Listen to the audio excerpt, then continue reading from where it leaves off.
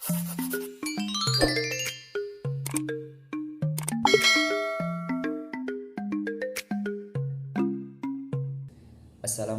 warahmatullahi wabarakatuh. Perkenalkan, kami dari kelompok 1 ingin menjelaskan materi tentang penjajahan dan dampaknya. Terpecahnya persatuan bangsa pada masa penjajahan Belanda di Indonesia. Politik adu domba yang diterapkan oleh Belanda berhasil menurunkan kekuasaan kerajaan-kerajaan di Nusantara yang dulunya sangat kuat. Politik adu domba atau defend and invar Belanda telah berhasil melemahkan dan memecah kerajaan-kerajaan yang ada di Indonesia. Kemudian sibuk berkaitan sendiri mengenai masalah perebutan kekuasaan. Masa penjajahan Indonesia tidak langsung dimulai ketika orang-orang Belanda pertama kali menginjakkan kaki di Nusantara pada akhir abad ke-16. Sebaliknya, proses penjajahan oleh Belanda merupakan proses ekspedisi politik yang lambat, bertahap, dan berlangsung selama beberapa abad sebelum mencapai batas-batas wilayah Indonesia seperti yang ada sekarang. Selama abad ke-18, Fos menetapkan dirinya sebagai kekuatan ekonomi dan politik di Pulau Jawa. Setelah runtuhnya Kesultanan Mataram, perusahaan dagang Belanda ini telah menjadi kekuatan utama di perdagangan Asia sejak awal 1600-an. Tetapi pada abad ke-18 mulai mengakibatkan minat untuk campur tangan dalam politik pribumi di Pulau Jawa demi meningkatkan kekuasaan pada ekonomi lokal. Namun korupsi, manajemen yang buruk, dan persaingan ketat dari Inggris dan India mengakibatkan runtuhnya Fos menjelang akhir abad ke-18.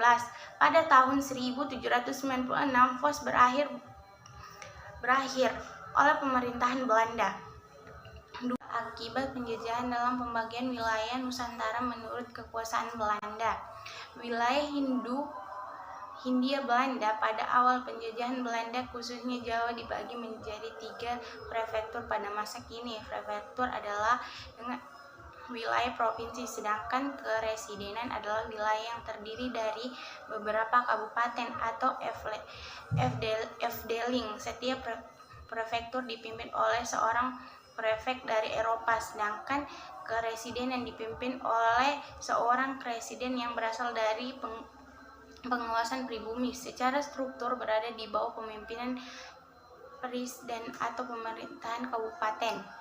Yang pertama, gubernur jenderal membawa setiap prefektur dari sebagai pimpinan tertinggi pemerintahan kolonial Belanda.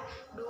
Gubernur kejeneralan dibantu 6 departemen, yaitu Departemen Kehakiman, Keuangan, Departemen Dalam Negara, Departemen Kebudayaan, dan Departemen Kepercayaan Ekonomi Kesejahteraan Rakyat.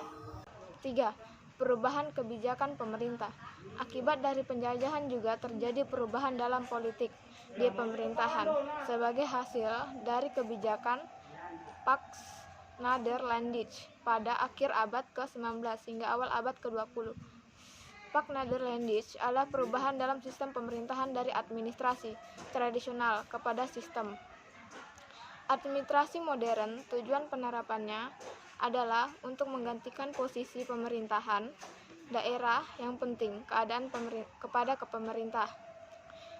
kepemerintah Belanda dengan mengangkat dan menggaji pegawai yang akan memegang jabatan struktur birokrasi. 4. Penerapan trias politika. Penerapan trias politika yang berasal dari akibat penjajahan Belanda sekarang masih digunakan dalam sistem pemerintahan di Indonesia. Pada struktur tersebut, pemerintah Belanda membagi badan yudikatif atau peradilan menjadi 3 macam berdasarkan golongan masyarakat di Hindia Belanda. 3 golongan tersebut yaitu peradilan orang Eropa, peradilan timur asing, dan peradilan pribumi. Sedangkan dalam bidang legislatif, Belanda membentuk Volksraad atau Dewan Rakyat pada 1918. Sistem hukum Belanda juga digunakan sebagai dasar perundang-undangan di Indonesia hingga saat ini. 5. Dampak di bidang budaya dan bahasa akibat dari penjajahan juga mempengaruhi kebudayaan bangsa Indonesia, mulai dari kosakata atau perbendaharaan kata, seni musik, seni tari, model pakaian, arsitektur, dan cara berpikir rakyat kita. Dampak pada budaya yang pertama adalah pada perbendaharaan kata bangsa Indonesia, yaitu pada kata serapan. Misalnya sepatu dari kata sapato, bangku dari kata banco, kelas dari kata kelas, dan pistol dari kata pistol, buku dari kata book, dan telepon dari kata telpone. 6. Warisan bangunan bersejarah. Berbagai hal baru juga diperkenalkan kepada rakyat Indonesia sebagai akibat penjajahan. Misalnya seperti musik berat atau internasional, seni tari seperti dansa, juga bangunan bersejarah yang pernah menjadi saksi bisu perjalanan sejarah bangsa Indonesia.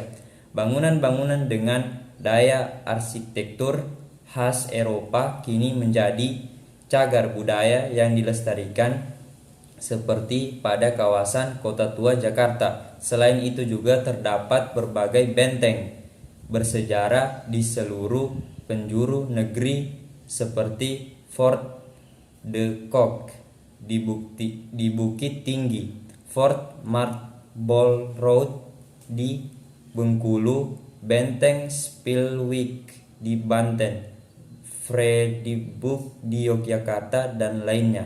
7. Penggunaan mata uang.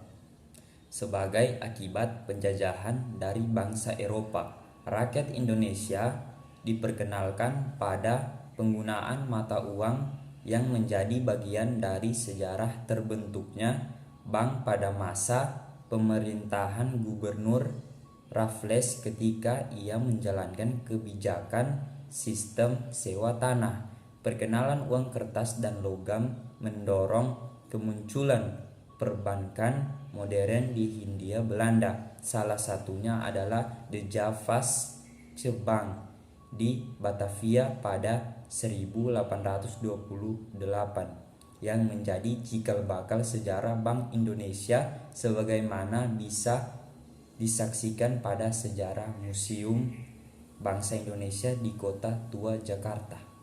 Nomor 8. Kenaikan ekonomi.